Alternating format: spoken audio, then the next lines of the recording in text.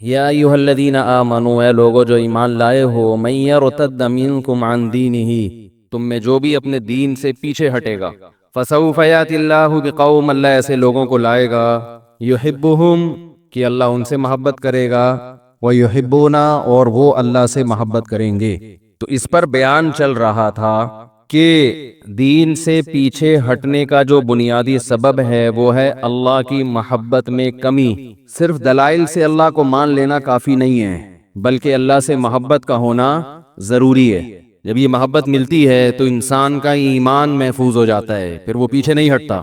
بلکہ اگر محبت کسی غلط چیز سے بھی ہو جائے جس کا غلط ہونا دلائل سے ثابت ہو، پھر بھی انسان اسے حاصل کرنے کی کوشش کرتا ہے۔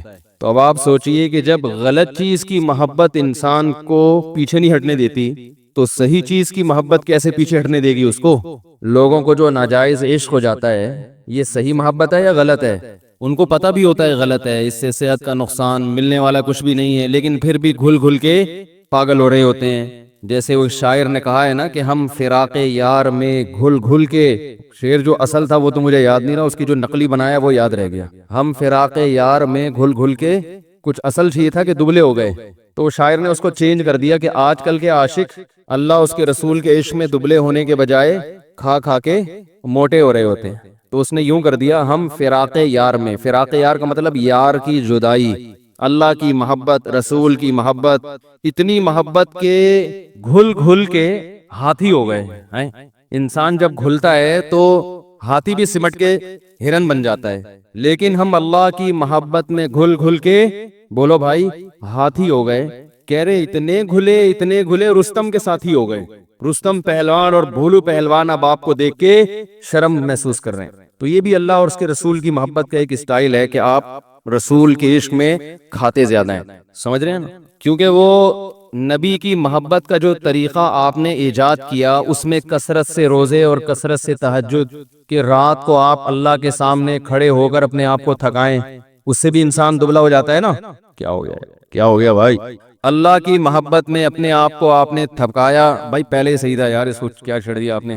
الفلائیہ کا قیامت کی بڑی بڑی علامات میں سے ایک علامت یہ ہے کہ الفلائیہ کا اسپیکر صحیح ہو جائے گا، الفلائیہ کا اسپیکر ٹھیک ہو جائے گا۔ بڑی بڑی علامات میں بہت بڑی بڑی علامتیں ہیں، کہ ایک علامت یہ آئی تھی کہ جنرل مشرف پہ مقدمہ چلے گا، قیامت کی بڑی علامت۔ ایک یہ تھی کہ الطاف بھائی واپس آ جائیں گے، ٹھیک ہے نا۔ ایک علامت یہ بھی بیان کی جاتی تھی قیامت کی علامات، اور بھی بہت ساری ہیں، لیکن وہ سیاست کی طرف چلا جائے گا معاملہ، ملک میں کرپشن کا خاتمہ ہو جائے گا۔ تو ایک بہت بڑی علامت یہ ہے کہ الفلاحیہ کا لاؤڈ سپیکر صحیح ہو جائے گا۔ تو ابھی بھی صحیح نہیں ہے، جو مجھے آواز میں نا مشکل ہو رہی ہے، آواز مزیدار نہیں ہے، ہر آدمی چھیڑ رہا ہے اس کو، اس کا کوئی کچھ سسٹم بنائیں، یہاں کیمرہ لگائیں، جو سیٹنگ ہے نا اس کو ہر ایک چھیڑتا ہے، بس جو بھی ہے یہ چھیڑ رہا ہے کوئی لازمی، یہ پری پلان کے بغیر نہیں ہو سکتا۔ میں نے بہت اس میں اچھا گمان رکھا کہ نہیں یار نہیں ہوتا، جنات آ کے کرتے ہوں گے، ایسا نہیں ہے، یہ کوئی بندہ آ کے باقاعدہ چھیڑتا ہے اس کو۔ دشمنی ہوگی کسی کو ہم سے، کسی سے قرض لے کے ہم واپس نہیں کر رہے ہوں گے، کوئی چابی بنوائی ہوئی ہے کسی نے دوسری، میرا خیال ہے، یہ حقیقت بتا رہا ہوں، آپ اس کو مذاق نہ سمجھیں، کیونکہ ایسا ہو نہیں سکتا کہ بڑے بڑے ماہرین کو لے آئے ہم، انہوں نے ایک سیٹنگ ہوتی ہے فجر میں، وہ سیٹنگ آؤٹ ہوئی بھی ہوتی ہے، فجر کی تلاوت میں مجھے مزہ ہی نہیں آتا، وہ مائک خراب ہو چکا ہوتا ہے، اس میں کبھی گونج رہا ہے، کبھی آواز کم ہے، اور ہر بیان میں نئے سرے سے سیٹنگ کرنی پڑتی ہے۔ تو کوئی بندہ ہے جو چھیڑ رہا ہے اس کو، اس نے چابی بنوائی بھی ہوگی، کیونکہ یہاں 8-10 سال پہلے کسی نے ایک چابی بنوائی بھی تھی، وہ اس نے لاکر سے پیسے نکالے، خیر پکڑا گیا پھر وہ۔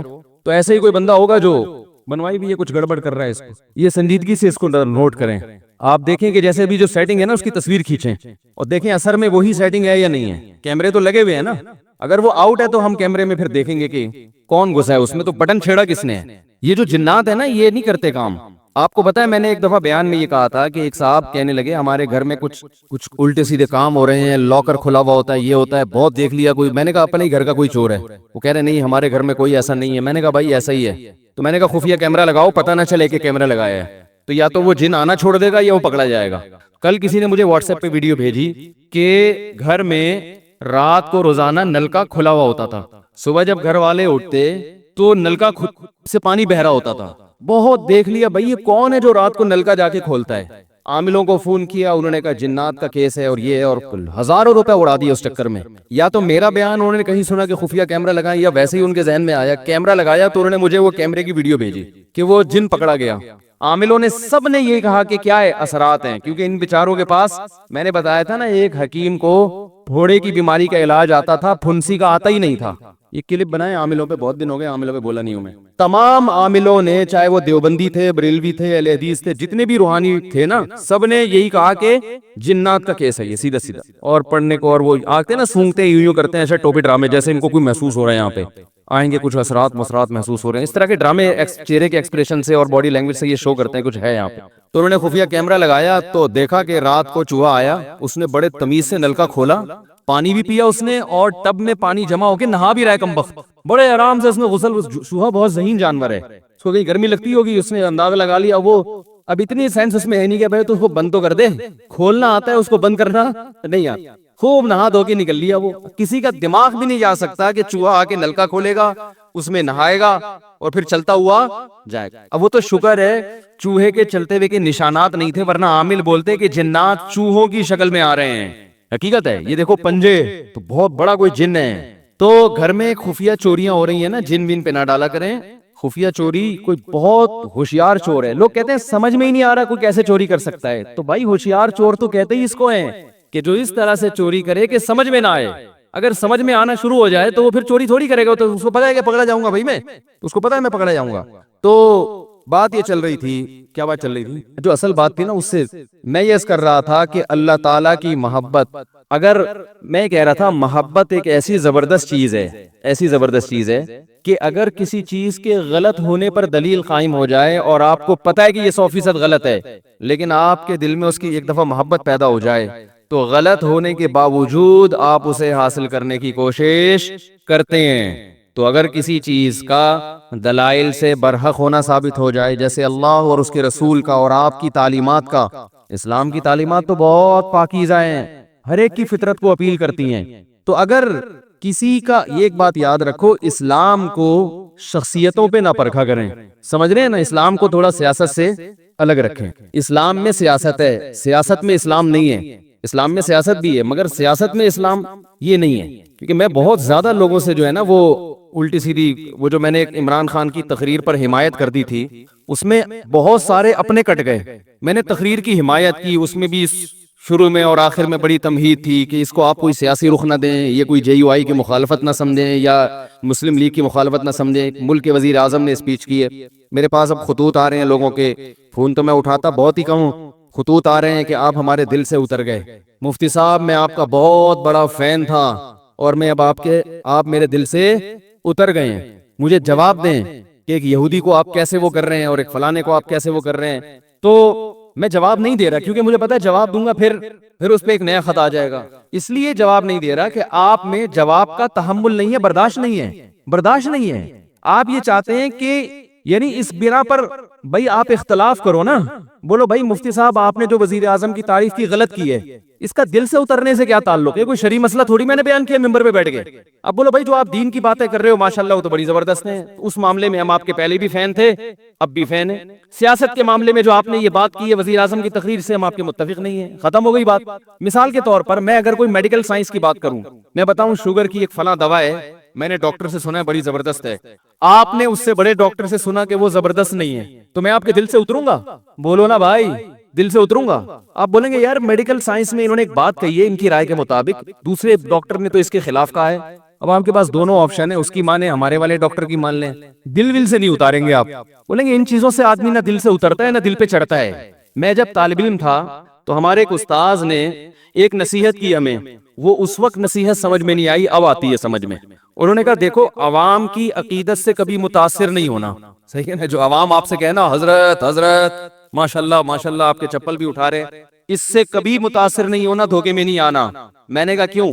انہوں نے فرمایا 2 منٹ میں ان کی عقیدت تیل ہو جاتی ہے, سمجھ رہے ہیں نا, ذرا سی کوئی بات دائیں بائیں ہوئی جو ان کے مزاج کے خلاف ہوئی, ساری عقیدت ختم, گالیاں دینے پہ آ جائیں گے, حوصلہ نہیں ہے. مولانا طاری جمیل صاحب کے ساتھ کیا کیا ہے, انہوں نے اگر عمران خان کی تعریف کر دی، آپ کہہ دو غلط تعریف ہے، ختم.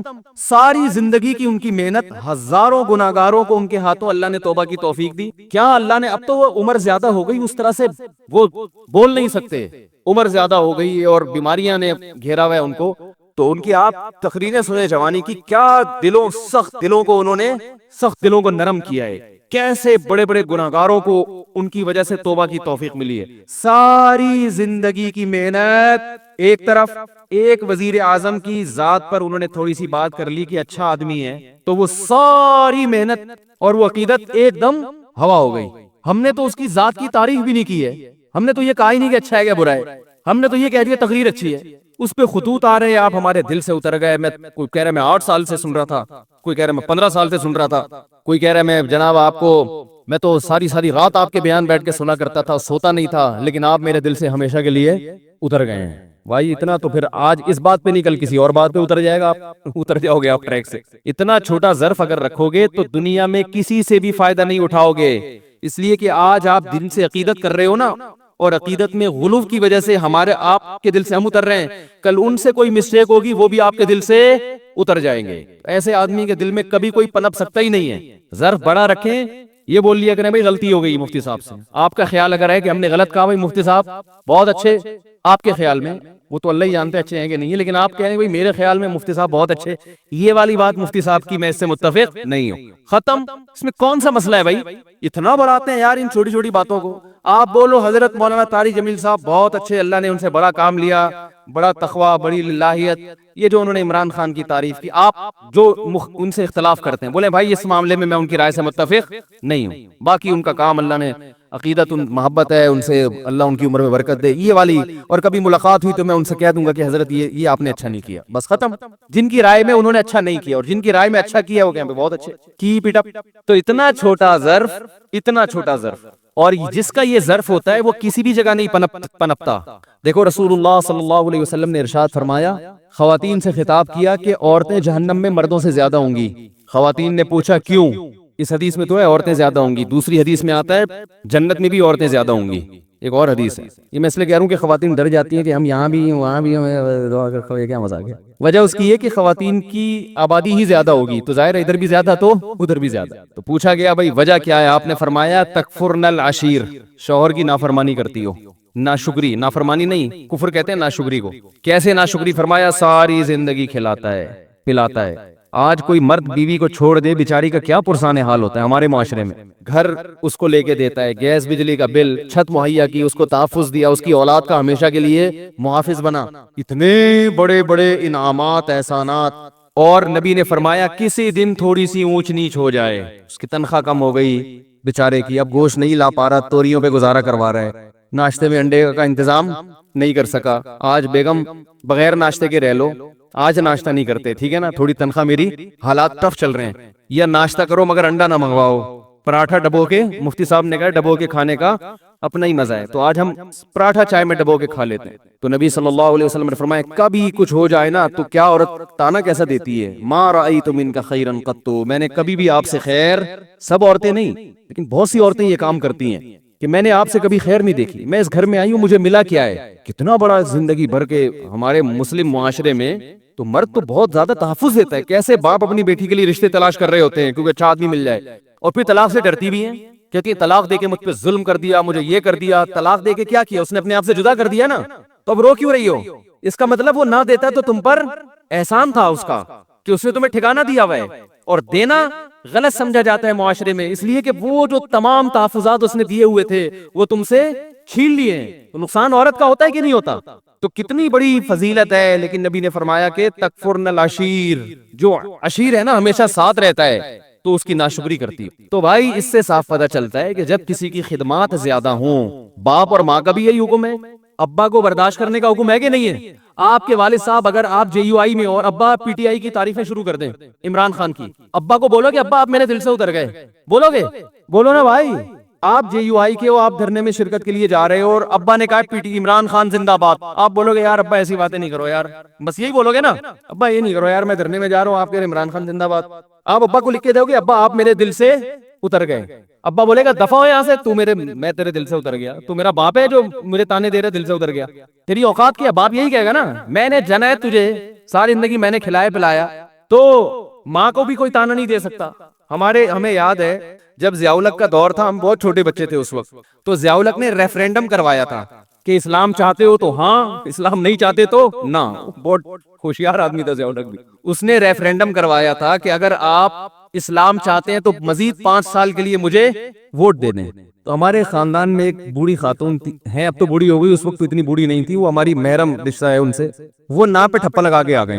اور ہم نے کہا بھائی کیا اسلام نہیں چاہیے؟ انہوں نے کہا اسلام چاہیے, ضیاء الحق نہیں چاہیے ہمیں. میں نے کہا اسلام چاہیے ہمیں, ضیاء الحق نہیں چاہیے. ان کو نہیں پسند ہوگا ضیاء الحق, تو باقی اکثر لوگ ہاں پہ جا کے ٹھپا لگا رہے تھے. تو ہمیں ان کی بات پہ ہنسی آئی. ہم جو تھے ضیاء الحق کی طرف تھے. ہم سمجھتے تھے کہ بھئی یہ دیندار آدمی ہے, تہجد گزار آدمی ہے, یہ اسلام کو, اور اس نے بہت حد تک کیا بھی ہماری رائے کے مطابق کام. وفاقی شرعی عدالت بنائی, مفتی تقی صاحب کو اس کا جج بنایا, حدود آرڈیننس سارے ضیاء الحق کے ہی بنائے ہوئے ہیں. اس کے دور میں جو جتنی ٹی وی اینکرز تھی سب کے سر پہ دوپٹہ ہوتا تھا. بہت سارے کام اس نے کیے اور بہت سارے کر سکتا تھا, مگر لوگوں نے اس کا ساتھ نہیں دیا. لیکن اس میں بھی رائے کا اختلاف ہو سکتا ہے, کوئی کہتا ہے امریکی ایجنٹ تھا, کوئی کہتا ہے کیا ہوا. ایسا نہ ہو جو تھوڑے بہت جن کے دلوں سے میں نہیں اترا, اب ان کے دلوں سے بھی اتر جاؤں کہ آپ تو ضیاء الحق کی حمایت کر رہے ہو. تو 2 منٹ لگتے ہیں دل سے اترنے میں. تو وہ نا پہ لگا کے آ گئیں. اب وہ ہمارے خاندان کی بڑی خواتین, ہم ان سے یہ کہتے ہیں آپ ہمارے دل سے ہمیشہ کے لیے اتر گئیں. تو بھائی رشتے ہیں ٹھیک ہے نا کا, اور ہم نے بظاہر تو یہ کفر ہے نا کہ اسلام نہیں چاہیے, وہ کہتی ہے اسلام چاہیے. یہ ضیاء الحق نے اسلام کا ان کے خرائے کے مطابق لیبل لگایا ہوا ہے کہ اب اسلام تو ہر آدمی کہے گا نا ہاں, تو ہاں کا مطلب یہ کہ اگلے 5 سال کے لیے میں دوبارہ آ رہا ہوں. تو بھائی ہمارے اپنے رشتہ داروں میں ہم جب بیٹھتے ہیں, کوئی جے یو آئی کی حمایت کر رہا ہوتا ہے, کوئی پی ٹی آئی کی حمایت کر رہا ہوتا ہے. اب جو خاندان کے بڑے بزرگ ہیں ہم ان سے تمیز سے احترام سے تھوڑی سی ڈیبیٹ کر لیتے ہیں, بحث کر لیتے ہیں. بھائی ٹھیک ہے آپ کی رائے ہے, بڑے بزرگ تو بزرگ ہی رہیں گے. اب یہ تھوڑی کہ وہ پی ٹی آئی میں چلا گیا تو وہ ہمارے دل سے اتر گیا, وہ جے یو. بھائی بڑے خاندان کے رشتہ ہے, دوست احباب میں بھی ایسے ہی ہوتا ہے. ہم جب بیٹھتے ہیں ہمارے دوستوں میں, ہمارے شاگردوں میں, میرے شاگردوں میں کوئی جے یو آئی کا ہے, کوئی پی ٹی آئی کا ہے, وہ بیٹھے ہوئے ہوتے ہیں. اب وہ کیا آپ ہمارے دل سے اتر گئے, میں کہوں گا دل سے اتر گئے تو میں تو سبق نہیں پڑھاؤں گا. جب تمہارا استاد سے تمہیں عقیدت محبت ہی ختم ہو گئی تو میں تمہیں تفسیر کیوں پڑھاؤں؟ میں کیوں پڑھاؤں بھائی تمہیں تفسیر؟ اتنا بڑا تانا تم نے دے دیا کہ آپ اب یعنی آپ ہمیں سمجھ میں ہی نہیں آ رہے نا, تو جب پھر اس سے پڑھو جو تمہیں سمجھ میں آ رہا ہے. جو سمجھ میں نہیں آ رہا اس سے کیوں پڑھ رہے ہو؟ تو چھوٹا دل نہ رکھو میرے بھائی, ظرف کو کیا کرو, دوسرے کی رائے سننے کا تحمل پیدا کریں, رائے سننے کا تحمل پیدا کریں. میں بہت کچھ بول سکتا ہوں ممبر پہ بیٹھ کے, بہت کچھ دلائل کے تانے بانے ملا سکتا ہوں, آپ بھی ملائیں, لیکن ہم تو ایک اصولی اور ضابطے کی بات کر کے آگے نکل جاتے ہیں کہ اصول اور ضابطے میں بھئی یہ ہم یہ کہہ رہے ہیں کہ یہ کام اچھا کیا, فلاں اگر کرے گا تو ہم اس کو بھی اپریشیٹ کریں گے, فلاں آدمی کا فلاں کام اچھا ہے, اور وہ قرآن و سنت نہیں بن جاتا, وہ ہماری رائے ہوتی ہے. تو اگر کوئی عالم پی ٹی آئی میں چلا جاتا ہے, میں کہتا ہوں کوئی عالم دین اگر پی ٹی آئی میں چلے بھی جائیں, دیکھو ایک زمانہ تھا, سیاسی باتیں نہیں کرنی چاہیے لیکن اب وہ دین کی جب تک میں مثال نہیں دوں گا تو جو میں شریعت ہی کا قاعدہ بتانا چاہ رہا ہوں سمجھ میں نہیں آئے گا. ایک زمانہ تھا کہ ایم کیو ایم بڑے عروج پر تھی, ایک عالم تھے, ان کا ایم کیو ایم میں ایک اسمبلی کے ممبر تھے, ان سے بڑی گہری دوستی, وہ ان سے بڑے جا کے بڑی اچھی طرح سے ملا کرتے تھے اور بڑی گہری دوستی. کسی نے اعتراض کیا کہ حکمرانوں سے تعلق ہے بھائی, کہ جب بھی اسمبلی کا ممبر آئے گا اور یہ جناب اس سے بڑے اچھے طریقے سے ملیں گے, اس کو چائے بھی پلائیں گے, یہ تو چاپلوسی کر رہے ہیں, یہ کیا کر رہے ہیں, تو چاپلوسی, حکمرانوں کی چاپلوسی.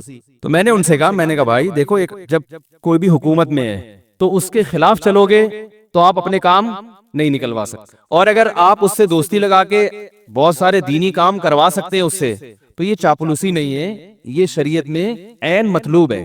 چاپلوسی حکمرانوں کی وہ حرام ہے جو اپنی ذات کے لیے ہو, قوم کے لیے ہے, ملک و ملت کے لیے, تو یہ چاپلوسی نہیں ہے, یہ تو اخلاق ہے. اور شریعت نے ہمیں حکمرانوں کے احترام کا حکم دیا ہے, ان کو ذلیل کرنے کا حکم نہیں دیا, اس لیے کہ قومی اتحاد جو ہے نا, اتحاد وہ جبھی ہوتا ہے کہ جب سب ایک امیر پر متفق ہو, تب ملک پاورفل بنتا ہے, تب اس وقت طاقتور بنتا ہے ملک. آپ درجنوں سیاسی اختلاف کریں تو اگر کوئی کسی اسمبلی کے, میں اس لیے کہہ رہا ہوں حضرت مولانا طارق مل صاحب جا کے بیٹھے ہوئے ہیں کسی حاکم کے پاس, اس کی تصویریں آ رہی ہیں, نیچے جھوٹی حدیثیں اور اسلاف کے واقعات کے جو حکمرانوں سے ملتا ہے وہ یوں ہیں تو وہ یوں ہیں تو فلانا ہے. بھائی جو اپنی ذات کے لیے ملے، اپنی ذات کو پروموٹ کرنے کے لیے، اور جس کے پیچھے مقصد ہو، جس کے پیچھے قوم کی خدمت ہو، تو اس کے لیے بالکل جائز ہے. اور یہی کام جب آپ کرتے ہیں تو وہ حلال ہوتا ہے، دوسرا کرے تو وہ کیا ہو گیا؟ وہ ناجائز ہو گیا. کوئی اصول ہی نہیں ہے، کوئی ضابطہ ہی نہیں ہے کسی بھی چیز کا. تو خلاصہ یہ نکلا کہ تھوڑا سا ظرف کو بڑا رکھیں، اختلاف رائے کا تحمل کریں کہ اس کی یہ رائے ہے، ہماری. دیکھو یہ ہمارے اکابر میں اس سے بھی بڑے بڑے اختلافات ہوئے ہیں. فلاں کو وزیر اعظم بننا چاہیے کہ نہیں بننا چاہیے، فلاں حقدار ہے یا نہیں، یہ کم درجے کا اختلاف ہے. کنٹری بننا چاہیے نیا یا نہیں بننا چاہیے، یہ زیادہ بڑا اختلاف ہے. کیا خیال ہے؟ جب ہندوستان کے دو ٹکڑے ہو رہے تھے، مولانا حسین احمد مدنی رحمہ اللہ تعالیٰ کی رائے یہ تھی کہ ہندوستان کو دو ٹکڑوں میں تقسیم، بولو بھائی، نہیں ہونا چاہیے. ان کی رائے تھی، ان کے پاس اپنے دلائل تھے کہ زیادہ مسلمان انڈیا میں ہیں، یہاں تھوڑے ہیں. تو ایک ان کی ایک پوری ان کے پاس ایک دلائل تھے. مولانا اشرف علی تھانوی رحمہ اللہ تعالیٰ، مولانا ظفر احمد عثمانی رحمہ اللہ تعالیٰ کی رائے یہ تھی کہ بننا چاہیے ملک. یہ بہت بڑا اختلاف تھا کہ نہیں تھا؟ بھائی کنٹری وجود میں آنا چاہیے کہ نہیں آنا چاہیے، یہ چھوٹا اختلاف نہیں تھا. مولانا حسین احمد مدنی وہ کہتے تھے ملک نہیں ٹوٹنا چاہیے، اس پہ وہ جلسے کر رہے تھے، دھرنے دے رہے تھے، بڑی تحریک چلائی تھی انہوں نے، پورا ایڑی چوٹی کا زور لگا لیا کہ ہندوستان کو نہیں ٹوٹنا چاہیے. لیکن مولانا تھانوی رحمۃ اللہ علیہ قائد اعظم سے باقاعدہ ملاقاتیں کر رہے تھے. مولانا ظفر احمد عثمانی تھانوی قائد اعظم سے ملاقاتیں کر رہے تھے، ان کو اپریشیٹ کر رہے تھے کہ الگ ملک بنانا ہے ورنہ ہم ہندوستان میں پس جائیں گے. اور یہ دونوں ایک دوسرے کا اس قدر احترام کرتے تھے، اتنے شدید اختلاف کے باوجود، کہ آج تک ان کے شاگردوں میں آپ کو چپکلس نظر نہیں آئے گی. میرے شیخ حضرت مفتی رشید احمد صاحب رحمہ اللہ تعالی حضرت تھانوی کے سلسلے کے ہیں، اور ان کے نظریے سے متفق تھے کہ پاکستان بننا چاہیے. لیکن حضرت نے حدیث پڑھی مولانا حسین احمد مدنی سے، سمجھ رہے ہو؟ اس دور میں جب یہ اختلاف عروج پر تھا، بخاری پڑھی ہے کس سے؟ مولانا حسین مدنی سے. اتنے شدید اختلاف کے باوجود ہمارے حضرت فرماتے ہیں مجھے مولانا حسین احمد مدنی سے اتنی عقیدت تھی کہ میں درس میں ان کے قریب آ کے بیٹھا کرتا تھا، اور جہاں موقع ملتا ان کے پاؤں کے تلووں پہ اپنا ہاتھ لگاتا. ایک عشق کی حد تک محبت تھی نا، اتنی محبت. کتنا بڑا اختلاف! اس لیے کہ انہوں نے اس اختلاف کو آپس کی نفرتوں کا ذریعہ نہیں بنایا، آپس کی نفرتوں کا ذریعہ نہیں بنایا. مولانا تھانوی رحمہ اللہ تعالیٰ کو کسی نے فرمایا کہ ابوالکلام آزاد جو ہیں وہ پاکستان بننے کے قائل نہیں ہے، وہ آپ سے بحث کرنا چاہتے ہیں. ٹھیک ہے نا، وہ آپ سے بحث کرنا چاہتے ہیں. تو کسی نے بتایا حضرت ابوالکلام آنا چاہتا ہے. حضرت نے مزاح میں فرمایا آنے دو، یہاں جد الکلام بیٹھا ہوا ہے. یعنی اب کہتے ہیں باپ کو اور جد کہتے ہیں دادا کو. اگر کلام کا باپ ہے تو ہم کلام کے دادا ہیں. ان کی آپس میں بحث بھی ہوئی اور مباحثے بھی ہوئے، بڑی محبت سے، بڑے سلیقے سے. اس کے باوجود اپنی رائے پر قائم. شیخ الحدیث مولانا زکریا رحمہ اللہ تعالیٰ کو کسی نے بتایا کہ آپ تو سرے سے سیاست میں حصہ ہی نہیں لیتے، ملکی حالات کہاں جا. تیسرا گروپ ایک یہ تھا جو دونوں طرف کہیں بھی نہیں تھا، وہ کہتے تھے ہم سیاست میں. بھائی مولانا تھانوی رحمہ اللہ کی مولانا اشرف علی تھانوی کی رائے یہ تھی کہ پاکستان بننا چاہیے، اور سیاست میں وہ پڑے. انہوں نے اپنے شاگردوں کو بھیجا، قائد اعظم سے ملاقاتیں ہوئی. قائد اعظم کو دین کے قریب لانے میں بہت بڑا کردار ہے. یہاں تک کہ قائد اعظم پینٹ شرٹ پہنا کرتے تھے. مولانا اشرف علی تھانوی رحمہ اللہ کی محنت سے انہوں نے وہ شیروانی پر آ گئے. انہوں نے کہا یہ لباس جو ہے نا ہمارے ملک میں ماڈرن لوگوں کا سمجھا جاتا ہے، لوگ اس سے آپ کو اسلامی لیڈر نہیں سمجھیں گے، تو آپ اپنا لباس چینج کریں. قائد اعظم اس میں بھی ایگری ہو گئے. اور حکیم الامہ مولانا اشرف علی تھانوی قائد اعظم کی بہت وہ کہتے تھے اس کے گیٹ اپ پہ نہ جاؤ. وہ کہتے تھے قائد اعظم ان کے گیٹ اپ پہ نہ جاؤ، یہ آدمی اندر سے مسلمان ہے، اور ملک لینے کے لیے جو پیچیدگیاں ہیں اور اس کے جو سائیڈ ایفیکٹ ہیں ان کو یہ ہم سے زیادہ سمجھتے ہیں. انہیں لا پڑا ہوا ہے. سمجھ میں آ رہی ہے بات کہ نہیں آ رہی؟ وہ یہ زیادہ اچھا سمجھتے ہیں. اب اس میں کون صحیح تھا کون غلط تھا یہ بحث کرنے کا کوئی فائدہ نہیں ہے، اس لیے کہ جب پاکستان بن گیا تو مولانا حسین احمد مدنی نے سب سے پہلے پاکستان کی حمایت کی ہے. لوگوں نے کہا آپ تو مخالفت کر رہے تھے، تو انہوں نے کہا مسجد بننے سے پہلے اختلاف ہو سکتا ہے کہ مسجد بنے یا نہ بنے، بن گئی تو اس کا احترام لازم ہے. کیسی زبردست سوچ تھی. اڑے نہیں رہے کہ نہیں بس نہیں غلط ہوا اب میں اس کی واٹ لگاؤں گا.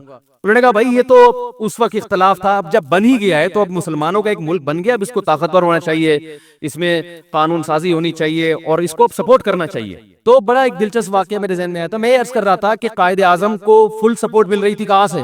مولانا شریف تھانوی رحمہ اللہ تعالیٰ کی طرف. اور ادھر مولانا حسین احمد مدنی وہ سیاست میں وہ ان کے جلوس نکل رہے تھے، اور وہ تقریروں میں کہتے تھے مسلمانوں یہ دہلی کی جامع مسجد چھوڑ کر کہاں جا رہے ہو، یہ بابری مسجد چھوڑ کر کہاں جا رہے ہو، یہ تو تمہارے 1000 سال تم نے ہندوستان پہ حکومت کی ہے، یہ تو تمہارا ہے.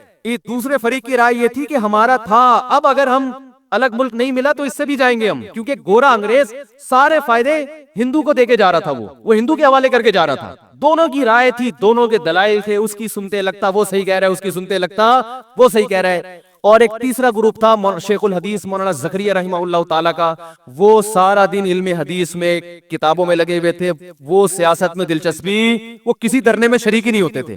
اب یہ چاہتے نا 3 دھڑے بڑے آرام سے بن سکتے تھے علماء کے.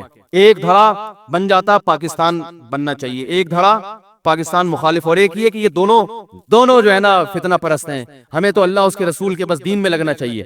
یہ تینوں اپنے مریدوں کو تیار کرتے اور بولتے کہ تم اس کی مجلس میں نہیں جانا، اس درس حدیث نہ سننا مولانا حسین مدنی کا. اور مولانا حسین مدنی درس بھی کہاں دیا کرتے تھے؟ مسجد نبی میں نبی صلی اللہ علیہ وسلم کے روضہ اطہر کے سامنے بیٹھ کے پوری دنیا سے لوگ آ کے ان کا بخاری کا درس سنا کرتے تھے. یہ اتنا یعنی علم حدیث پہ عبور تھا کہ نبی صلی اللہ علیہ وسلم کے روضہ اطہر پہ درس دیا کرتے تھے بیٹھ.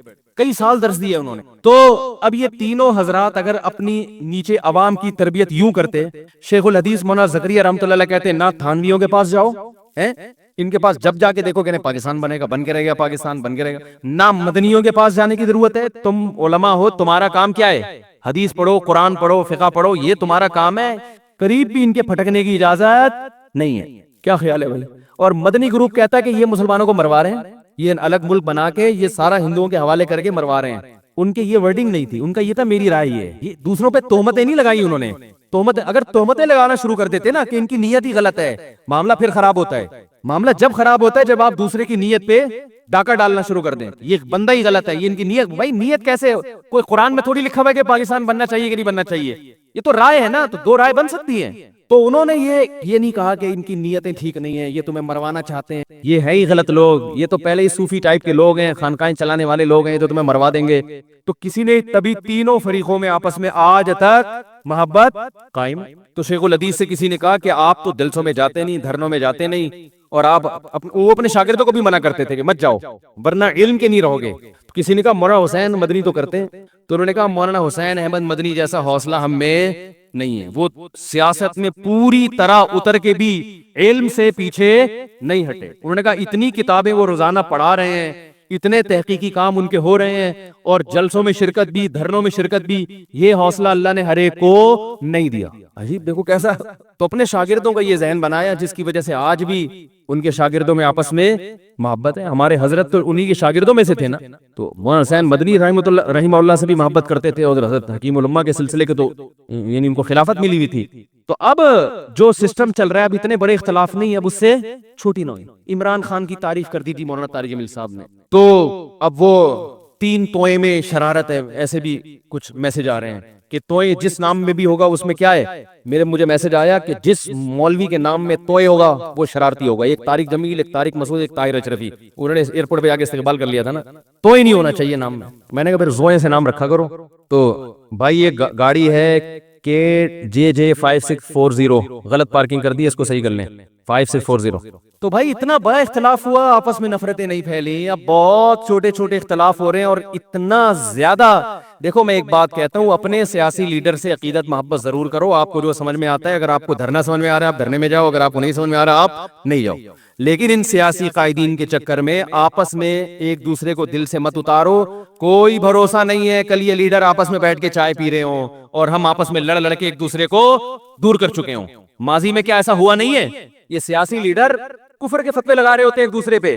میں نے خود جلسوں میں تقریریں سنی ہے، وہ کافر، وہ یہودی، وہ فلانا، تھوڑے دن میں اسی کے ساتھ گلے مل رہے ہیں، پھول پہنائے جا رہے ہیں، ہاتھ ملائے جا رہے ہیں، اس کو مکمل سپورٹ کر رہے ہیں. یہ تو ہوتا ہے، ہر لیڈر کے ساتھ ہوتا ہے، ہر لیڈر، اور ہو رہا ہے، اب تو ماضی سے دیکھتے آ رہے ہیں. تو میں طلبہ سے کہتا ہوں JUI اور PTI کے چکر میں آپس میں نفرتیں پیدا مت کرو، تم کلاس فیلو.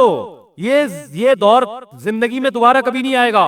8 سال اکٹھے پڑھتے ہیں، اتنے آپس میں محبتیں ہوتی ہیں، اور JUI اور PTI کے چکر میں گالیاں.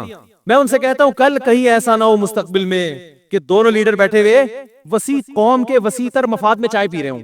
پھر جب آپ بولو گے یار آپ نے ہمیں تو مروا دیا، اس کو بول دیا تھا یہودی کا بچہ ہے وہ، اور آپ نے ان کو بول دیا تھا وہ چور ہے، وہ ڈیزل چوری کرتا ہے، وہ یہ کرتا ہے، وہ کرتا ہے.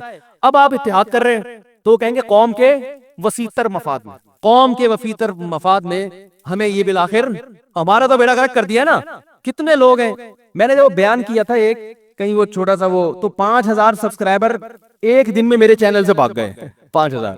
وہ میں نے وہ تنزانیہ میں تھا, میں نے تھوڑا سا ایک بیان کر دیا تھا کہ وہ پتہ نہیں وہ پی ٹی آئی کے بارے میں کہ یہ عمران خان نے یہ والا کام اچھا کر دیا, بس اتنا کہہ دیا تھا. 5000 ایک دم سے شارٹ مارکیٹس, یہ وہ سارے تھے جن کے دل سے ہم اسی وقت اتر گئے. یار اتنا چھوٹا دل رکھو گے, اتنی عقیدت محبت نہیں کرو اپنے لیڈروں سے, اتنے اچھے نہیں ہیں یہ بتا دوں میں آپ کو. کوئی بھی ان میں اتنا اچھا نہیں ہے, چاہے کوئی بھی ہو.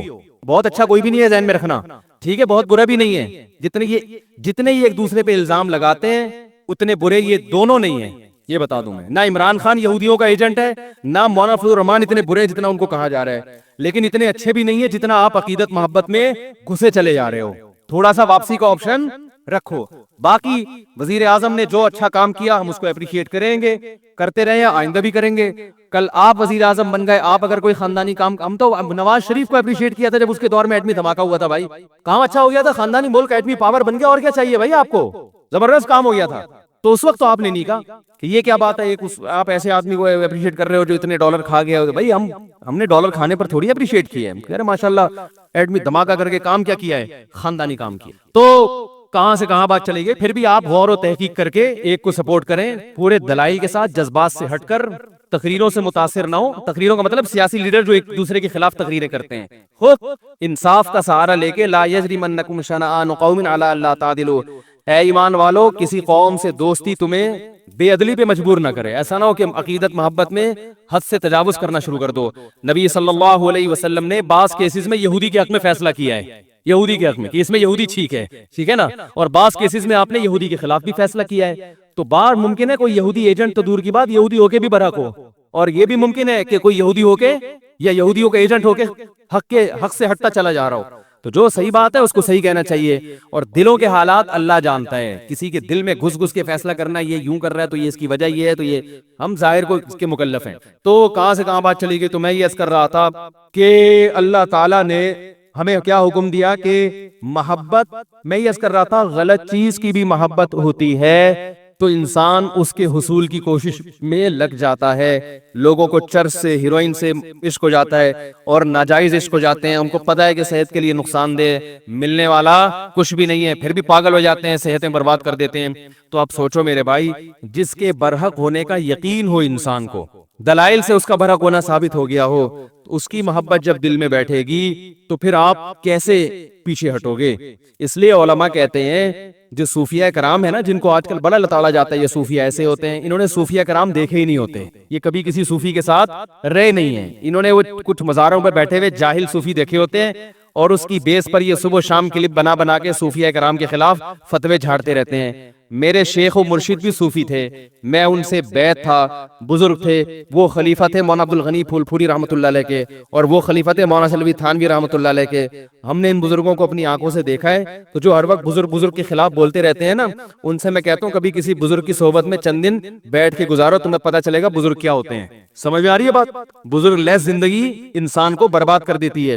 اور یہ بھی جو میں بار بار کہتا ہوں کہ بابے جو کہتے ہیں میرا کوئی بابا ہی نہیں ہے, تو دیکھو رسول اللہ صلی اللہ علیہ وسلم نے ارشاد فرمایا لا تجتمع امتی علی ضلالہ, میری امت گمراہی پہ کبھی بھی جمع نہیں ہوگی. اس حدیث کا صاف مطلب ہے کہ میری امت کسی بھی زمانے میں بزرگ لیس نہیں ہو سکتی. یہ مطلب ہوا نا, کیا خیال ہے بھائی؟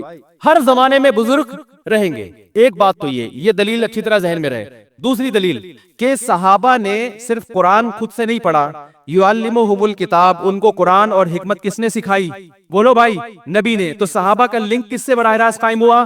نبی سے. تو کیا صحابہ کے بعد کوئی بخاری مسلم خود یا قرآن خود پڑھ کے پورا اسلام سمجھ سکتا ہے, پوری رائے پہ آ سکتا ہے؟ قرآن میں یہ نہیں ہے کہ اللہ نے, نبی نے صحابہ کو حدیث بتائی ہے, یعلم سکھائی ہے. سیکھنا تربیت کو کہتے ہیں, ٹریننگ. صحابہ نے حدیثوں کا علم بھی حاصل کیا اور ساتھ ساتھ پیغمبر سے سیکھا بھی ہے. آج اگر کوئی کہتا ہے میں براہ راست پیغمبر سے سیکھتا ہوں, تو سوال پیدا ہوتا ہے وَيُعَلِّمُهُمُ الْكِتَابَ وَالْحِكْمَةَ, کہ نبی ان کو کتاب اور حکمت باقاعدہ سکھائیں گے. تو نبی کا کنیکشن صحابہ سے براہ راست ہوا ہے, تب صحابہ ہدایت پہ چلے ہیں. اور تابعین کا پھر کس سے ہوا؟ بولو نا بھائی, صحابہ سے. جب تابعین کا صحابہ سے ہوا, وہ بھی اس لیے کہ جب صحابہ براہ راست نہیں سیکھ سکتے تھے, ان کے لیے رجال چاہیے نا, رجل چاہیے, نبی. تو تابعین کو بھی رجال چاہیے کہ نہیں چاہیے؟ وہ رجال کون ہے؟ اب نبی تو نہیں رہے، نبی سے سیکھے ہوئے لوگ موجود ہیں جن سے اب کون سیکھے گا؟ تابعین سیکھیں گے، اور انہوں نے سیکھا تبھی تابعین کی جب بھی ہم سیرت پڑھتے ہیں فلاں کی اتنے سال صحبت اٹھائی، فلاں کے پاس اتنے سال رہے، ورنہ وہ بھی حدیثوں کی کتاب جمع کر کے پڑھنا شروع کر دیتے، کسی کی صحبت میں رہنے کی ان کو کیا ضرورت تھی؟ پھر تابعین کے بعد تبع تابعین، یہ اہل حق کا جو سلسلہ ہے، روحانی باپ دادا ان کو کہا جاتا ہے، یہ سلسلہ قیامت تک چلتا رہے گا۔ اس سلسلے میں گمراہ لوگ بھی پیدا ہوں گے، لیکن اگر اہل حق پیدا ہوں گے تو وہ بھی اسی میں پیدا ہوں گے، اس کے علاوہ نہیں ہو سکتے۔ نہیں آ رہی میرا خیال ہے بات سمجھ؟ اس سلسلے سے جو ہٹے گا نا وہ کبھی بھی ہدایت پہ نہیں ہو سکتا، چاہے وہ بخاری مسلم کے صبح شام حوالے دے دے کے آپ کو الو بناتا رہے بیٹھ کے، اس کا مطلب وہ غلط تشریح کر رہے ہیں حدیثوں کی، وہ ہدایت پر نہیں ہے۔ اب میں ان گمراہ لوگوں سے مطالبہ کرتا ہوں کہ اپنے روحانی باپ دادا کا سلسلہ پیش کرو۔ وہ کہتے ہیں امام بخاری، وہ کہتے ہیں امام ترمذی، 8 سے 1100-1200 سال پہلے چلے جاتے ہیں۔ اس کا مطلب یہ ہے کہ 1500 تقریباً 1200 سال سے امت بزرگ لیس چلی آ رہی ہے نا، جبکہ یہ صحیح حدیث کے بولو بھائی خلاف ہے۔ یہ تو حدیث میں تو بزرگ لیس امت ہوگی نہیں۔ سلسلہ میں آپ کو 10 دفعہ اپنا سلسلہ بتا سکتا ہوں الحمدللہ کہ میں نے کن علماء سے علم حاصل کیا، حدیث کس سے پڑھی، حدیث کا سلسلہ محمد صلی اللہ علیہ وسلم تک پہنچاؤں گا، تفسیر کا سلسلہ محمد صلی اللہ علیہ وسلم تک پہنچاؤں گا، میں جو قرآن پڑھتا ہوں تجوید کے ساتھ وہ سلسلہ نبی صلی اللہ علیہ وسلم تک پہنچاؤں گا۔ تزکیہ، قرآن نے کہا وَيُزَكِّيهِمْ، نبی ان کا تزکیہ بھی کریں گے۔ تزکیہ کا مطلب ایسی تربیت کرنا کہ ظاہر باطن پاک صاف ہو جائے، انسان بن جائے انسان۔ یہ تزکیہ میرا ہوا کہ نہیں ہوا یہ تو میں نہیں دعویٰ کرتا، لیکن تزکیہ کی کوشش ہم نے کن بزرگوں سے کی، ان بزرگوں کا کس کا سلسلہ، پھر ان کے بزرگ کون تھے، ان کے کون تھے، یہ میں محمد صلی اللہ علیہ وسلم تک پہنچا سکتا ہوں۔ تو ہم ان گمراہ لوگوں سے یہ کہتے ہیں کہ آپ ایک دم جو اٹھ کے آگے 15ویں صدی میں، اور آپ قرآن و حدیث کے نام پہ آپ کہتے ہیں فلاں بابا بھی ایسا، وہ فلاں بھی ایسا، وہ فلاں بھی ایسا، پھر ہم کہتے ہیں صحیح سچی مچی کے بابے کون ہیں وہ تو بتا دو نا۔ وہ کہتے ہیں سچی مچی کے امام بخاری ہیں۔ اس کا مطلب امام بخاری کے بعد یا تو پیدا نہیں ہوئے یا آپ ان کا نام بتانے سے شرما رہے ہو، ٹھیک ہے نا؟ کیونکہ جن بزرگوں کا آپ نام لوگے نا ان میں آپ کے باپ دادا نہیں آ رہے ہوں گے، حنفی آ رہے ہوں گے یا شافی آ رہے ہوں گے، صحیح ہے نا؟ ہندوستان میں جتنے بھی آئیں گے سارے بزرگ آگے جا کے حنفی، سب حنفی ہو جائیں گے، اور آپ کو لفظ حنفیت سے کیا ہے چھڑے؟ آپ سارا دن انہی کے خلاف بولتے رہتے ہو، تو آپ ان کو اپنے کھاتے میں کیسے ڈالو گے آپ؟ یا کوئی ایسا آ رہا ہوگا جس کے نظریات سے آپ کے نظریات بالکل مختلف ہوں گے۔ تو یہ خوب یاد رکھیں کہ انسان ریسرچ کے قابل یا تحقیق کے قابل یا ہدایت میں جس کو فالو کیا جائے، اس کی سب سے پہلی شرط یہ ہے کہ وہ یہ بتائے کہ میں نے علم کس سے حاصل کیا، اور پھر جس سے حاصل کیا اس کا برحق ہونا کس لیے ثابت کرے گا، اس نے کس سے، اس کا بابا کون تھا، اس کا بابا کون تھا۔ یہ بابوں کے بغیر آپ اس فہرست میں حدیث کی روشنی میں آ ہی نہیں سکتے جن کو ہدایت یافتہ کہا گیا ہے۔ نہیں یاری بات تو یہ جو کہتے ہیں نا میں بابی نہیں ہوں، یہ خود اپنی گمراہی پہ مور لگا رہے ہوتے ہیں۔ ہاں بابوں کی there are two types of باباز، گمراہ اور اہل حق۔ تو آپ نے ہمارے والوں کو تو سب کو گمراہ قرار دے دیا، تو آپ اہل حق دکھائیں، ہم ان کو فالو کرنا شروع کر دیں گے۔ سمجھ رہے ہو نا؟ جیسے ہم غیر مسلموں سے کہتے ہیں کہ محمد صلی اللہ علیہ وسلم معاذ اللہ اگر جھوٹے ہیں تو اللہ نے اپنے بندوں کو، اللہ براہ راست تو ہم کلام ہوتا نہیں ہے، وہ بھی غیر مسلم بھی اعتراض کرتے ہیں نا، نبی نے یہ کیا، نبی نے یہ کیا، نبی ایسے تھے، معاذ اللہ الزام لگاتے ہیں، ایک 9 سال کی بچی سے شادی کر لی، ہم اس کے دلائل دیتے ہیں بھائی یہ اس کلچر میں معیوب نہیں تھا اور اس کی کیا کیا حکمت، نا یہ تو معاذ اللہ ایسے تھے، وہ بہت سارے اعتراضات کرتے ہیں۔ تو ہم کہتے ہیں گل ویلے دی تے پھل موسم دا۔ مختصر بات یہ کہ اللہ اپنے بندوں سے ہدایت جو دی ہے، یا تو اللہ کا بندوں سے کوئی لنک ہی نہیں ہے، اس نے پیدا کر کے چھوڑ دیا، یہ تو عقل نہیں مانے گی نا۔ خالق اور مخلوق کا رشتہ تو سب سے پہلے ہے۔ تو اللہ کن باتوں سے خوش ہوتا ہے، کن باتوں سے ناراض ہوتا ہے؟ اگر محمد صلی اللہ علیہ وسلم جھوٹے ہیں تو پھر سچا بتاؤ کون ہے بھائی؟ وہ بتا سکتے ہیں؟ وہ جو سچا لے کر آئیں گے نا ان کے خیال میں اس پہ 20، اگر نبی پر ایک اعتراض ہوتا ہے تو اس پر 20 اعتراض ہو رہے ہوں گے، صحیح ہے نا؟ تو ہم کہتے ہیں بھائی اس سے پتہ چلتا ہے کہ اللہ نے محمد صلی اللہ علیہ وسلم کے علاوہ کسی کو پنپنے دیا ہی نہیں ہے۔ تو جن بزرگوں سے ہم نے علم حاصل کیا، دین حاصل کیا، انہی لوگوں نے ماضی میں خدمات سر انجام دی ہے، میدان جہاد میں بھی، تصوف کے میدان میں بھی، حدیث کی خدمت میں بھی، فقہ کی خدمت میں بھی، تفسیر میں بھی، تزکیہ میں بھی، انہی کی راتوں کی عبادت ہے۔ میں اپنے شیخ کو جانتا ہوں، ہمارے شیخ حضرت مفتی رشید احمد صاحب رحمہ اللہ تعالی رات میں تہجد میں 5 رکعت تلاوت کیا کرتے تھے، اور اتنا روتے تھے اللہ کے خوف سے کہ حضرت نے دعا مانگی کہ اللہ میرا رونا بند کر دے، صحت کو نقصان ہو رہا ہے۔ سمجھ رہے ہیں؟ آج تو سب سے بڑا مسئلہ ہے اللہ کی محبت میں رونا نہیں آتا، ہمارے حضرت کو اتنا آتا تھا کہ اللہ سے دعا مانگی اللہ میری یہ کیفیات بولو بھائی ختم کر دے۔ پھر ان کی تقریباً 20 سال سے ہی بخاری پڑھائی ہے، اتنا بخاری پہ عبور تھا، بدعت کے بہت خلاف تھے، بہت زیادہ خلاف تھے بدعت کے، عقائد ایسے صاف ستھرے، ہم نے تو ان بزرگوں کو دیکھا ہے۔ لیکن نکالنے والے ان کی بھی کتابوں کو غلط توڑ موڑ کے کچھ بھی نکال کے ان کو بھی الزام لگا دیتے ہیں. اور ہم جب کہتے ہیں اس الزام کا جواب دینے کے لیے ہم تیار ہیں, سامنے بیٹھو, سامنے بیٹھنے کے لیے تیار, وہ کلپ بازی, ٹائم ویسٹنگ. تو یہ جو ہے نا بزرگ لیس معاشرہ, یہ اسلام کا معاشرہ نہیں ہے, قرآن و سنت کے بالکل خلاف ہے. سمجھ رہے کہ نہیں سمجھ رہے؟ تو آپ کو تربیت کرنی ہے, کسی اللہ والے سے تعلق قائم کرنا پڑے گا, جو آپ کا تزکیہ کرے, آپ کو تمیز سکھائے, سب سے پہلے آداب سکھائے, آپ کو محبت سکھائے, آپ کو آپ کا ظرف بڑا کر دے کہ اختلاف رائے جب ہوتا ہے مسائل میں تو اس کو پیش کرنے کا کیا طریقہ ہوتا ہے. میں سمجھا پا رہا ہوں اپنی بات؟ تو ہم نے جن بزرگوں کو دیکھا, جن اکابر کو دیکھا, ہم نے ان میں اللہ کا خوف پایا. ہمارے حضرت رحمہ اللہ تعالیٰ کا تقوی ایسا مشہور تھا کہ ان کے بارے میں مشہور تھا کہ کوئی ایڑی چوٹی کا زور لگا دے, کوئی چیز اگر ناجائز ہے نا وہ ان سے کروا نہیں سکتا. جس چیز کا ثابت ہو گیا نا کہ یہ کیا ہے, غلط ہے شریعت میں. اور بہت سی چیزوں میں انہوں نے اپنے بزرگوں سے اختلاف بھی کیا ہے, وہ ہم بھی کرتے ہیں. ان کی رائے اگر بدل گئی تو انہوں نے کہا ٹھیک ہے, لیکن احترام کے ساتھ. انہوں نے فتوے نہیں لگائے. مفتی رشید احمد صاحب فرض نماز کے بعد اجتماعی دعا کو نہیں مانتے تھے, اس کا کوئی ثبوت نہیں ہے. ان کے استاذ مانتے تھے, لیکن دونوں میں محبت, احترام. حضرت نے پورا رسالہ لکھ دیا کہ فرض نماز کے بعد اجتماعی دعا ثابت نہیں ہے, لیکن حضرت نے کلپ بنا کے عوام میں آگ بولو بھائی نہیں لگائی. تنزیہ جملے لکھ لکھ کے جو لوگ دعا مانگ رہے ہیں ان کو, ان کی نفرت ہے کہ ان کو تو کچھ بھی نہیں آتا. ایک دفعہ ایک عالم آئے, بڑے عالم ہے ملک کے, وہ آئے, انہوں نے نماز پڑھائی. حضرت نے ان سے کہا آپ نماز پڑھائیں. انہوں نے نماز کے بعد اجتماعی دعا مانگی. تو ہمارے ایک مرید, حضرت کے ایک مرید نے حضرت سے پوچھا کہ حضرت آپ تو کہتے ہیں یہ بدعت ہے, یہ کیا ہے؟ فرض نماز کے بعد اجتماعی دعا کیا ہے؟ بدعت ہے. اور انہوں نے مانگی بھی ہے, اور دوسرا بدعتی کو تو امام بنانا ویسے بھی جائز نہیں ہے. تو انہوں نے فرمایا کہ بھائی ان کی اپنی تحقیق ہے, یہ وہ ان احادیث سے استدلال کرتے ہیں جس میں نماز کے بعد مطلق دعا کی فضیلت ہے, اور فی نفسی رفع الیدین بھی ثابت. انہوں نے 2-3 روایتیں ملا کے ایک مسئلہ نکال لیا ہے. تو ان کی تحقیق ہے, یہ کوئی ایسی بدعت تھوڑی جس کی وجہ سے کفر اور فسق کے فتوے لگانا شروع کر دیں ہم. کتنا اللہ نے علم دیا, مگر دوسرے کی رائے کا احترام. آج آپ دیکھ لو, 4 کوئی حدیث معلوم ہو جائے نا, فوراً کلپ بنا کے سارے علماء کی توہین کرے گا. ان کو تو حدیث کا نہیں پتا, ان کو تو کچھ آتا نہیں ہے, ان کو تو کچھ آتا نہیں ہے. اور ان لوگوں کے جو مریدین ہیں وہ جتنا بابا پرست ہوتے ہیں, اپنے بابے کو جتنا فالو کرتے ہیں نا ہر چیز میں, اتنا ہم اپنے بابوں کو فالو نہیں کرتے. ہم تو بہت ساری چیزیں ایسی ہیں جو میں مفتی رشید احمد صاحب کی اتنی تعریفیں کر کے بھی ان کی ہر بات سے متفق نہیں. ان کے ہر فتوے پہ ہم فتویٰ نہیں دیتے, لیکن احترام کرتے ہیں. بھائی ان کی رائے تھی, ہماری رائے ہے. تو اللہ کی محبت اگر آپ کو ملے گی نا, پھر صحیح راستہ پتہ چلے گا. اور اللہ کی محبت کہاں سے ملتی ہے؟ بولو بھائی, اہل اللہ کی صحبت سے ملتی ہے. تو بزرگوں سے تعلق قائم کرنا پڑے گا آپ کو, آپ کے باپ کو بھی کرنا پڑے گا. اس کے بغیر آپ کا دین خشک دین ہوگا, اس میں چاشنی نہیں ہوگی. حدیثوں کے نمبر آپ کو یاد ہو جائیں گے, رفع الیدین کے جھگڑے بہت اچھی طرح سے یاد ہو جائیں گے. آمین, ٹانگیں چوڑی ٹانگیں پتلی, رفع الیدین کرنا ہے, یہ بہت ماسٹر ہو جاؤ گے. لیکن نمازوں سے خشوع و خضوع ختم ہو جائے گا. آپ کہہ سکتے ہیں عرب میں تو یہ نہیں ہوتے بزرگ, وہاں بھی ہوتے ہیں, اصطلاح نہیں ہے بزرگ کی. بن باز بہت بڑے متقی پرہیزگار عالم تھے, انہوں نے کئی سال اپنے استاذ کی صحبت اٹھائی ہے, پھر وہ ان کے نائب بنے ہیں. اور ان کے جو خاص شاگرد تھے انہوں نے کئی سال ان کی صحبت اٹھائی ہے, پھر وہ ان کے نائب بنے ہیں. اصطلاحات میں تھوڑی پڑھنا چاہیے. بزرگ کو بزرگ کہہ دو, متقی کہہ دو, بابا کہہ دو, نیک کہہ دو, پیر و مرشد کہہ دو, کچھ بھی کہہ دو, ناموں میں نہیں رکھا. اصل تو حقیقت دیکھی جاتی ہے.